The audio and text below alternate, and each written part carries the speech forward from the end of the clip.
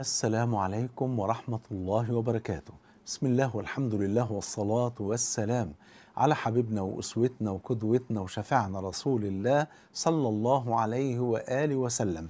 هكذا نكون سببا في ارتقاء آبائنا وأمهاتنا في درجات الجنة. تعالوا نشوف بعد ما نصلي على حبيبنا صلى الله عليه وآله وسلم. لا شك ان احنا مهما عملنا ومهما قدمنا لآبائنا وأمهاتنا ما نعرفش نوفيهم فضلهم أبدا بفضل الله سبحانه وتعالى. فلقد قال جل وعلا: أنشكر لي ولوالديك. قال ابن عباس رضي الله عنهما: فمن شكر لله ولم يشكر للوالدين فلن يقبل. وقال صلى الله عليه وسلم كما عند الطبراني في الكبير بإسناد حسن: قال: ثلاثة لا يقبل الله منهم صرفا ولا عدلا، لا فريضة ولا نافلة. كان أول واحد فيهم العاق لوالديه. فاحنا مهما عملنا ما نقدرش نوفيهم حقهم. ولذلك قال صلى الله عليه وسلم: لا يجزي ولد والده إلا في حالة واحدة، إلا أن يجده مملوكا فيشتريه فيعتقه. يعني الحالة الوحيدة اللي نقدر نوفي الأم أو نوفي الأب حقهم علينا إن احنا نجدهم عبيد بيباعوا في الأسواق، فنشتريهم ونعتقهم لوجه الله سبحانه وتعالى. إذا هي دي الحالة الوحيدة. طب ما فيش النهاردة عبيد، وكأن الرسالة مستحيل نقدر نوفيهم حقهم أبدا بفضل الله سبحانه وتعالى. عشان كده لازم إن احنا نحرص كل الحرص على إن احنا نكون سبب دخولهم الجنة، وإن احنا نكون سبب ارتقائهم في درجات الجنة. طيب، أبويا وأمي ناس صالحين، بس أنا نفسي إن أنا أكون سبب في إن هم يرتقوا في أعلى درجات الجنة. أعمل إيه؟ عندنا 3 خطوات.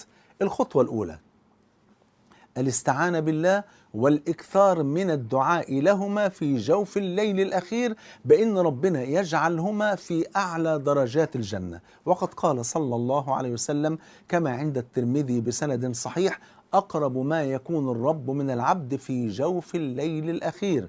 وفي رواية مسلم: أقرب ما يكون العبد من ربه وهو ساجد فليكثر من الدعاء.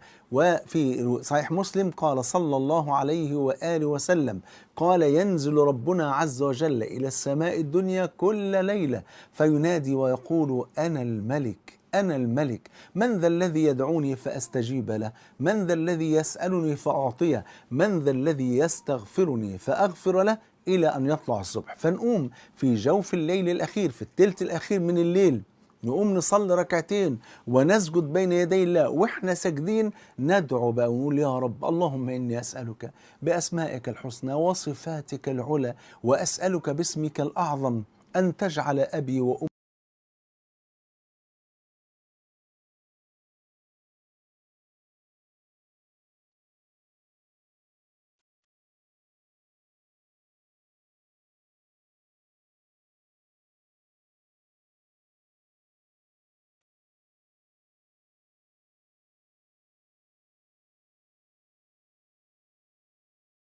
أخي المسلم بظهر الغيب إلا عنده ملك موكل يقول: آمين ولك بمثل، أو آمين ولك بمثل. يبقى رقم واحد الاستعانة بالله وكثرة الدعاء للأب والأم، للوالدين يعني، في جوف الليل الأخير أن يجعلهما الله في أعلى درجات الجنة. الحاجة الثانية الإكثار من الأعمال الصالحة، لأنه من المعلوم أن كل الأعمال الصالحة التي يعملها الابن أو البنت بتكون في ميزان حسناتهم وحسنات الأب والأم. فكل ما نزود في الأعمال الصالحة كل ما يوصل لهم الثواب، وكل ما يرتقوا في درجات الجنة بفضل الله.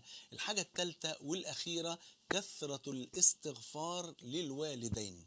فقد جاء في الحديث الذي رواه أحمد بسند صحيح أن النبي صلى الله عليه وسلم قال: إن الرجل لترفع، كلمة الرجل تشمل الأب والأم على فكرة، إن الرجل لترفع درجته في الجنة فيقول: أن هذا؟ طب أنا خلاص أعمالي خلصت، إزاي وصل لي الخير ده، وإزاي أنا ارتقيت في درجات الجنة. فيقول أن هذا، فيقال أي تقول له الملائكة باستغفار ولدك لك. الله أكبر. سواء ولد أو بنت، أولادك بيستغفروا لك، فكل ما بيستغفروا لك كل ما ترتقي في درجات الجنة. والجزاء يا حبايبي من جنس العمل. فزي ما احنا هنعمل كده مع آبائنا وأمهاتنا، سوف يفعل معنا ذلك أبناؤنا وأحفادنا. كل لما هيعملوا أعمال صالحة تبقى في ميزاننا فنرتقي في درجات الجنة. كل لما يدعو لنا في جوف الليل الأخير بأن احنا نرتقي في درجات الجنة هنرتقي. وكل لما يستغفروا لنا كل لما نرتقي في درجات الجنة. يبقى 3 حاجات نعملهم لو عايزين الأب والأم يرتقوا في درجات الجنة، ونفس اللي بنعمله هيتعمل لنا من أولادنا وأحفادنا. فالجزاء من جنس العمل. جمعني الله وإياكم مع الحبيب المصطفى صلى الله عليه وسلم في الفردوس الأعلى. بحبكم في الله، والسلام عليكم ورحمة الله وبركاته.